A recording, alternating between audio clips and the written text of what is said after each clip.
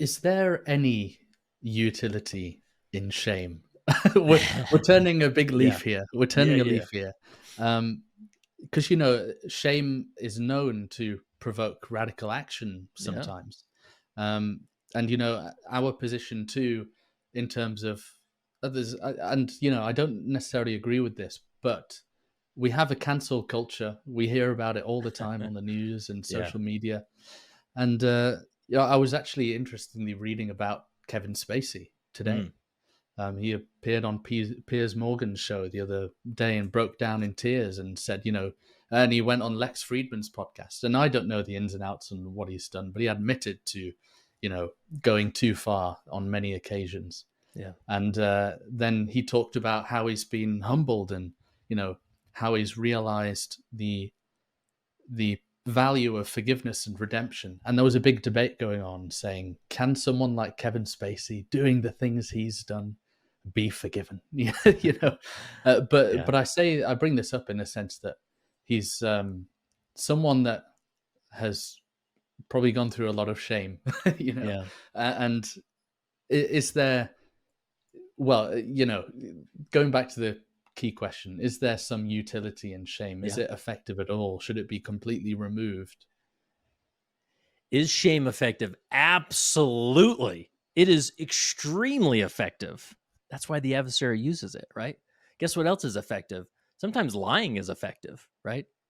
Sometimes stealing feeds my family, right? Like, just because it's effective doesn't mean it's divine, right? And this is the paradox of life at times, where it's like, okay, well, and please know, like, as a parent, it's so difficult not to wield the short sword of shame at times. Like, church is at 9 o'clock. Get your shoes on, or else, right? Like, like we got things to do. Let's get this going, right? So, but I try and catch myself in those things. It is not a higher law. It is. Is it? Is it? Is there utility in shame in the long run? No, absolutely not, because it corrodes identity, right? Just that one, smoking one cigarette, or eating that one, cupcake, or does it, I mean, it satisfies me in the moment. Maybe someone may say that I've never smoked a cigarette, but in the long run, it will destroy you. If you eat nothing but cupcakes for dinner, it will not work. But in the moment, this works. I'm very satisfied right now, right? And so, yeah, shame is uh, extremely useful, and that's why it's so pervasive. It's everywhere. It's even in our own culture.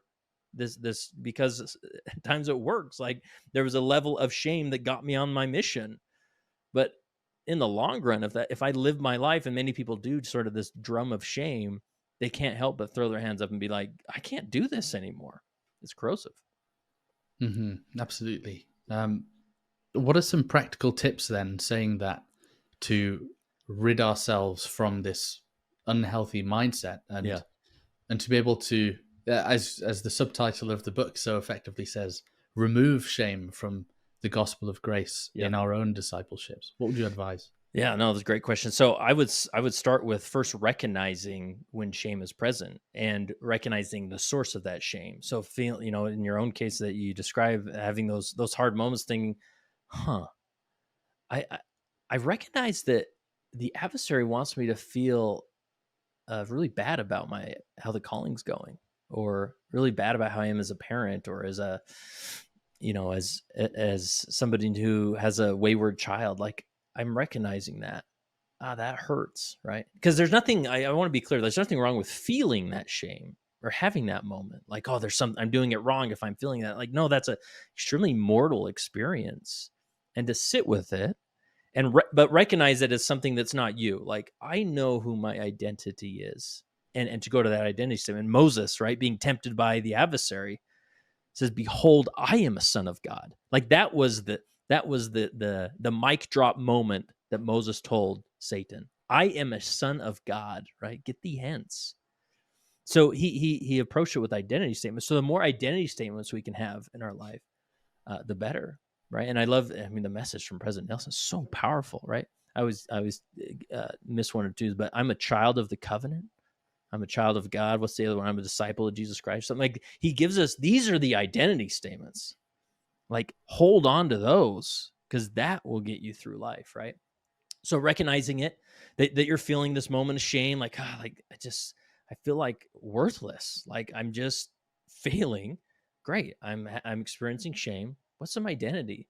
And then this is where we don't go to the temple just because it's like this magic building that I somehow feel happy when I walk out of the temple. We go to the temple, to go to the temple or partake of the sacrament because we're reconnecting with an identity. We're in the name of Jesus Christ, right? And so going to the temple is be like, okay, I just, God, I just want to sit in your living room for 30 minutes here. And will you just remind me who I am? Because life is hard outside this building. I don't know if I can return to it, right? So returning that identity and just, in a phrase I often say to myself out loud, it's like, I could continue to fail at this forever. And he still loves me. Like, that's beautiful. And with that message, I'm re-engaged in grace to try again, keep going, and to go to church and partake of that sacrament. It's so renewing. But we often go through it just through the motion when it's an identity being offered to us. So is that helpful? Oh, so helpful. And it reminds me of, I've been in a rabbit hole recently of the retold myth from C.S. Lewis of Till We Have Faces, his most underrated book. And the story is, I won't have spoilers in there, but there's a lot to do with shame and, self-doubt and not having a correct identity. In fact, identity is the key theme, I would say, of the myth.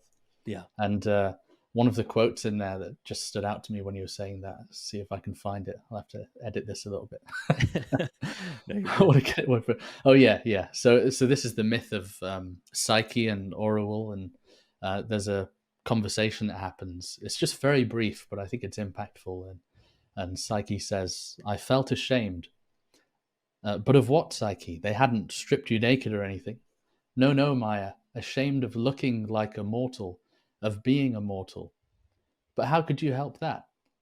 Well, don't you think the things people are most ashamed of are things they can't help?"